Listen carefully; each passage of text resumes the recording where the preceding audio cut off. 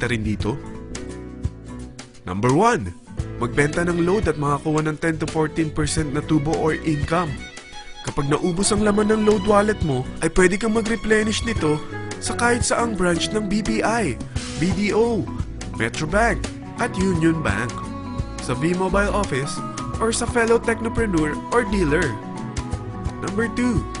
Ang 20 pieces na Techno User o Retailer Card ay pwede mo ibenta sa mga gustong mag-e-loading business sa murang halagang 250 pesos or sa mga taong gustong makakuha ng 10 to 14% discount sa load. Number 3. Kung bawat isang retailer mo ay nagpapaload ng 1,000 pesos sa isang araw at sa loob ng isang buwan, ito ang maaari mong kitain. Dahil sa gusto nilang kumita ng 10 to 14% sa paglo-load, ikaw naman ay kumikita ng 1 to 2% sa ayaw at gusto mo. Di ba ang galing? Paggising mo bukas, nadadagdagan na naman ang pera mo.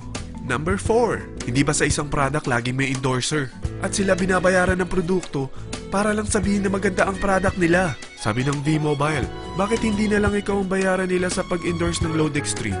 Pag na-endorse mo ang product at meron kang na-invite na maging dealer tulad mo, magkakaroon ka ng 500 pesos na incentive kada isang tao na may pasok mo. Number 5. Pag meron kang invite na nag-pair, magkakaroon ka ng 500 pesos bonus kada isang pair, pati na rin sa makukuha ng mga teammates mo sa A and B side. Kada dalawang invite na nag-pair, meron kang 500 pesos na bonus. Kahit hindi na ikaw ang nag-invite sa kanila, basta nasa A side at B side mo at nag-pair, may bonus ka pa rin. Sa dami ng mga kaibigan mo sa mga social networking sites, hindi ba? Napakadaling i-endorse nito.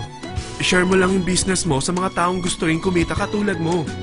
Huwag mo isipin na dahil nauna ang iba sa V-Mobile, lalong lumalaki ang kinikita nila. Dahil meron tayong tinatawag na safety net, ang maximum na pwede mong kitain sa isang araw ay 30,000 pesos. O in 1 week, 270,000 pesos. O in 1 month, okay na ba ang 900,000 pesos? Okay lang, hindi ba?